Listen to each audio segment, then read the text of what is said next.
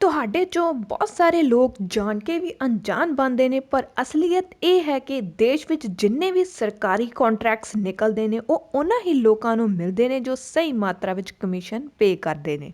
ਭਾਰਤ ਵਿੱਚ ਜਿੰਨੇ ਵੀ ਸਰਕਾਰੀ ਜੌਬਸ ਨਿਕਲਦੇ ਨੇ, ਇਹ ਸਵਾਲ ਮੈਂ ਤੁਹਾਡੇ ਤੋਂ ਪੁੱਛਦੀ ਹਾਂ ਕਿ ਉਹਨਾਂ ਵਿੱਚੋਂ ਕਿੰਨੇ % ਰਿਸ਼ਵਤ ਲੈ ਕੇ ਨੌਕਰੀਆਂ ਦਿੱਤੀਆਂ ਜਾਂਦੀਆਂ ਨੇ। ਭਾਰਤ ਵਿੱਚ ਰਿਸ਼ਵਤ ਦੇ ਬਲ 'ਤੇ ਕਿੰਨੇ % ਕੰਮ ਹੁੰਦੇ ਨੇ, ਤਾਂ ਖੁਦ ਹੀ ਸੋਚ ਕੇ ਦੇਖੋ ਰਿਸ਼ਵਤ ਦੇਣ ਵਿੱਚ ਕੌਣ ਰਾਜ਼ੀ ਹੋਵੇਗਾ।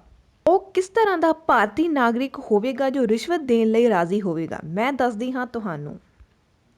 ਉਹ ਭਾਰਤੀ ਨਾਗਰਿਕ ਹੋਵੇਗਾ ਇੱਕ ਅਮੀਰ ਭਾਰਤੀ ਜਾਂ ਅਮੀਰ ਇਨਸਾਨ ਜਿਸ ਦੇ ਕੋਲ ਪਹਿਲਾਂ ਹੀ ਬਹੁਤ ਧਨ ਹੈ। ਇੱਕ ਇਹੋ ਜਿਹਾ ਆਮ ਇਨਸਾਨ ਜੋ ਕਰਜ਼ਾ ਲੈ ਕੇ ਫਿਰ ਰਿਸ਼ਵਤ ਦਿੰਦਾ ਹੈ, ਉਹ ਕੀ ਕਰੇਗਾ? ਪਰ ਇਸ ਤਰ੍ਹਾਂ ਦੇ ਲੋਕਾਂ ਦੀ ਸੰਖਿਆ ਬਹੁਤ ਹੀ ਘੱਟ ਹੈ। ਤਾਂ ਇਹ ਸਿਸਟਮ ਕਿੰਨਾ ਲੋਕਾਂ ਨੂੰ ਬੜਾਵਾ ਦਿੰਦਾ ਹੈ? ਇਹ ਸਿਸਟਮ ਬੜਾਵਾ ਦੇ ਰਿਹਾ ਹੈ ਸਿਰਫ ਉਹਨਾਂ ਨੂੰ ਜਿਨ੍ਹਾਂ ਕੋਲ ਦੌਲਤ ਹੈ, ਜੋ ਕਿ 70 ਦੇ ਕੇ ਆਪਣੀ ਐਂਟਰੀ ਕਰਵਾਉਂਦੇ ਨੇ ਅਤੇ ਉਸ ਤੋਂ ਬਾਅਦ 200% ਦੀ ਕਮਾਈ ਕਰਦੇ ਨੇ। ਇਹ ਉਹਨਾਂ ਲੋਕਾਂ 'ਤੇ ਮਿਹਰਬਾਨ ਹੈ ਸਿਸਟਮ। ਤਾਂ ਕੀ ਇਹ ਗੱਲ ਸੱਚ ਨਹੀਂ ਕਿ ਭਾਰਤ ਵਿੱਚ ਜੋ ਸਿਸਟਮ ਹੈ, ਜੋ ਇਹ ਇਕਨੋਮਿਕ ਸਿਸਟਮ ਹੈ, ਉਹ ਸਿਰਫ ਤੇ ਸਿਰਫ ਅਮੀਰਾਂ ਨੂੰ ਹੀ ਧਿਆਨ ਵਿੱਚ ਰੱਖ ਕੇ ਬਣਾਇਆ ਗਿਆ ਹੈ? ਜੋ ਆਫੀਸ਼ੀਅਲ ਸਿਸਟਮ ਹੈ ਉਸ ਦੀ ਗੱਲ ਨਹੀਂ ਕਰ ਰਹੇ, ਜੋ ਕਿ ਅਨਆਫੀਸ਼ੀਅਲ ਹੈ, ਰਿਸ਼ਵਤ ਨਾਲ ਭਰਿਆ ਹੋਇਆ, ਜਿਸ ਨੂੰ ਐਕਚੁਅਲੀ ਵਿੱਚ ਕਿਹਾ ਜਾਂਦਾ ਹੈ practically system working in India.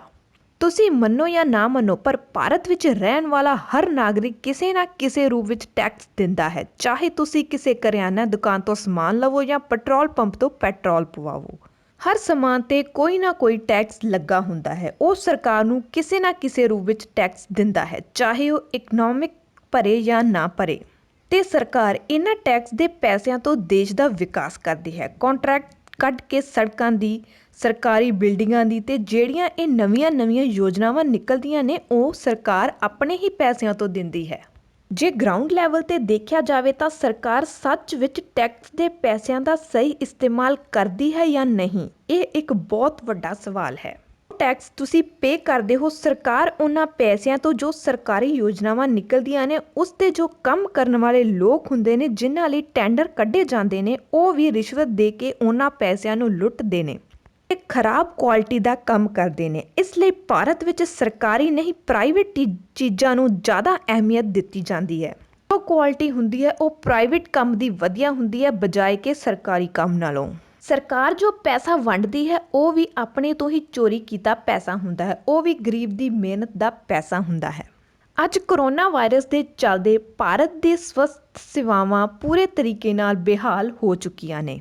ਸਾਰਿਆਂ ਨੇ ਇਸ ਬਿਮਾਰੀ ਦੇ ਅੱਗੇ ਗੋਡੇ ਟੇਕ ਦਿੱਤੇ ਨੇ, ਪਰ ਇੱਥੇ ਹੀ ਇੱਕ ਆਮ ਇਨਸਾਨ, ਉਸ ਦੀ ਉਮੀਦ ਸਰਕਾਰ ਤੋਂ ਹੋਣੀ ਚਾਹੀਦੀ ਹੈ ਜਾਂ ਨਹੀਂ ਕਿ ਸਰਕਾਰ ਕਿਸੇ ਨਾ ਕਿਸੇ ਰੂਪ ਵਿੱਚ ਇਸ ਮਹਾਮਾਰੀ ਤੋਂ ਛੁਟਕਾਰਾ ਦਿਵਾਵੇਗੀ।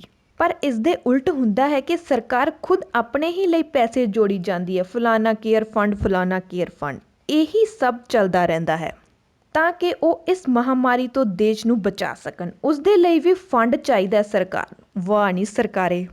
ਇਹ ਸਰਕਾਰ ਤੇ ਪ੍ਰਸ਼ਾਸਨ ਪੈਸੇ ਲਾਉਣ ਦੀ ਬਜਾਏ 10-15 ਦਿਨਾਂ ਦਾ ਲੋਕਡਾਊਨ ਕਰਕੇ ਮਹਾਮਾਰੀ ਤੋਂ ਬਚਾਉਣਾ ਚਾਹੁੰਦੇ ਨੇ। ਸਵਾਲ ਤਾਂ ਇਹ ਹੈ ਕਿ ਸਰਕਾਰ ਜੋ ਟੈਕਸ ਦਿੱਤਾ ਹੈ ਉਹ ਕਿੱਥੇ ਗਿਆ? ਨੋਟਬੰਦੀ ਦੇ ਬਾਅਦ ਜੋ ਕਾਲਾ ਧਨ ਆਇਆ ਉਹ ਕਿੱਥੇ ਗਿਆ? ਸਰਕਾਰ ਉਹਨਾਂ ਪੈਸਿਆਂ ਨੂੰ ਕਿਸਾਨਾਂ ਲਈ ਕਿਉਂ ਨਹੀਂ ਵਰਤਦੀ? ਕਿਉਂ ਨਹੀਂ ਕਿਸਾਨਾਂ ਦੀਆਂ ਮੁਸ਼ਕਿਲਾਂ ਨੂੰ ਹਟਾ ਦਿੰਦੀ? ਜੇ ਮੈਡੀਕਲ ਸੁਵਿਧਾਵਾਂ ਦੀ ਗੱਲ ਕਰੀਏ ਤਾਂ ਉਹ ਵੀ ਰੱਜ ਕੇ ਲੋਕਾਂ ਨੂੰ ਲੁੱਟ ਰਹੀਆਂ ਨੇ, ਬਜਾਏ ਇਸ ਦੇ ਕਿ ਇਲਾਜ ਫ੍ਰੀ ਕੀਤਾ ਜਾਵੇ। ਇਹ ਟੈਕਸ ਲੋਕਾਂ ਤੱਕ ਜਾ ਕੇ ਇਹਨਾਂ ਮੰਤਰ 'ਚ ਜਾਂਦਾ ਹੈ ਤਾਂ ਜੋ ਇਹ ਦੁਬਾਰਾ ਫਿਰ ਇਲੈਕਸ਼ਨ ਜਿੱਤ ਕੇ ਲੋਕਾਂ ਨੂੰ ਲੁੱਟ ਸਕਣ। ਤੁਸੀਂ ਦੱਸੋ ਕਿ ਜੋ 1 ਕਰੋੜ ਤਨਖਾਹ ਲੈਂਦਾ ਹੈ ਉਸ ਤੋਂ 40% ਟੈਕਸ ਨਹੀਂ ਲੈਣਾ ਚਾਹੀਦਾ ਜਾਂ ਫਿਰ ਲੈਣਾ ਚਾਹੀਦਾ ਹੈ? ਮੇਰਾ ਤਾਂ ਇਹ ਮੰਨਣਾ ਹੈ ਕਿ ਉਸ ਤੋਂ ਵੀ ਟੈਕਸ ਲੈਣਾ ਚਾਹੀਦਾ ਹੈ ਤਾਂ ਜੋ ਗਰੀਬਾਂ ਨੂੰ ਵੀ ਦਿੱਤਾ ਜਾ ਸਕੇ ਤੇ ਉਹਨਾਂ ਦੀਆਂ ਮਿਹਨਤ ਦਾ ਫਲ ਉਹਨਾਂ ਨੂੰ ਮਿਲ ਸਕੇ। ਇਹ ਟੈਕਸ ਨੂੰ ਆਪਾਂ ਕਹਿ ਸਕਦੇ ਹਾਂ ਸੁਪਰ ਰਿਚ ਟੈਕਸ ਪੇ। ਇਹਨਾਂ ਮੰਤਰੀਆਂ ਨੂੰ ਨਹੀਂ ਚਾਹੀਦਾ ਕਿ ਆਪਣੀ ਕਮਾਈ ਵਿੱਚੋਂ 20 ਜਾਂ 30% ਕੱਢ ਕੇ ਕਿਸਾਨਾਂ ਜਾਂ ਗਰੀਬਾਂ ਦੀਆਂ ਮੁਸ਼ਕਿਲਾਂ ਨੂੰ ਹੱਲ ਕਰ ਦੇਣ ਤੇ ਉਹਨਾਂ ਦੇ ਕਰਜ਼ੇ ਮਾਫ ਕਰਨ? ਆਪੇ ਏਸੀਆਂ ਵਿੱਚ ਬਹਿੰਦੇ ਨੇ ਤੇ ਉੱਥੇ ਕਿਸਾਨ ਸਵੇਰ ਤੋਂ ਸ਼ਾਮ ਤੱਕ ਜ਼ਮੀਨਾਂ 'ਚ ਦੱਬਿਆ ਰਹਿੰਦਾ ਹੈ, ਪੱਲੇ ਕੁਝ ਵੀ ਨਹੀਂ ਪੈਂਦਾ। ਇਹਨਾਂ ਕਿਸਾਨਾਂ ਦੀਆਂ ਜ਼ਮੀਨਾਂ ਨਾਲ ਹੀ ਇਹਨਾਂ ਅਮੀਰਾਂ ਦਾ ਢਿੱਡ ਭਰਦਾ ਹੈ, ਪਰ ਫਿਰ ਕਿਉਂ ਇਹ ਪੈਸੇ ਆਪਣੀਆਂ ਜੇਬਾਂ ਵਿੱਚ ਪਾਉਣ ਲੱਗੇ ਨੇ? ਕਿਉਂ ਉਹਨਾਂ ਨੂੰ ਧਰਨਿਆਂ ਤੋਂ ਨਹੀਂ ਉਠਾਉਂਦੇ? ਕਿਉਂ ਨਹੀਂ ਉਹਨਾਂ ਦੀਆਂ ਮੁਸ਼ਕਿਲਾਂ ਹੱਲ ਕਰਦੇ? ਇਹ ਸਰਕਾਰ ਆਪਣੀਆਂ ਹੀ ਜੇਬਾਂ ਭਰੀ ਜਾਂਦੀ ਹੈ। ਹਰ ਇੱਕ ਨੂੰ ਉਹਨਾਂ ਦੀ ਮਿਹਨਤ ਦਾ ਮੁੱਲ ਪਾਉਣਾ ਚਾਹੀਦਾ ਹੈ। ਇਹ ਸਰਕਾਰ ਤੇ ਇਹ ਸਿਸਟਮ ਗਰੀਬ ਨੂੰ ਹੋਰ ਗਰੀਬ ਤੇ ਅਮੀਰ ਨੂੰ ਹੋਰ ਅਮੀਰ ਬਣਾਉਣ ਵਿੱਚ ਲੱਗਿਆ ਹੋਇਆ ਹੈ। ਉਮੀਦ ਕਰਦੀ ਹਾਂ ਕਿ ਮੇਰੀਆਂ ਅੱਜ ਦੀਆਂ ਇਹ ਕੌੜੀਆਂ ਗੱਲਾਂ ਸਿਸਟਮ ਤੱਕ ਜ਼ਰੂਰ ਪਹੁੰਚਣਗੀਆਂ। ਜੇ ਤੇ ਤੁਸੀਂ ਵੀ ਚਾਹੁੰਦੇ ਹੋ ਕਿ ਸਰਕਾਰ ਦੀਆਂ ਅੱਖਾਂ ਖੁੱਲ੍ਹਣ ਤੇ ਉਹ ਵੀ ਸਾਰਿਆਂ ਨਾਲ ਕਦਮ ਮਿਲਾ ਕੇ ਕਦਮ ਚੱਲਣ ਤੇ ਮੁਸ਼ਕਿਲਾਂ ਹੱਲ ਕਰਨ, ਮੇਰੀ ਇਸ ਵੀਡੀਓ ਨੂੰ ਵੱਧ ਤੋਂ ਵੱਧ ਸ਼ੇਅਰ ਕਰੋ ਤੇ ਲਾਈਕ ਕਰੋ ਤੇ ਕਮੈਂਟ ਕਰਕੇ ਆਪਣੀ ਰਾਏ ਵੀ ਜ਼ਰੂਰ ਦਿਓ। ਤਾਂ ਫਿਰ ਸਤਿ ਸ੍ਰੀ ਅਕਾਲ ਜੀ ਸਾਰਿਆਂ ਨੂੰ।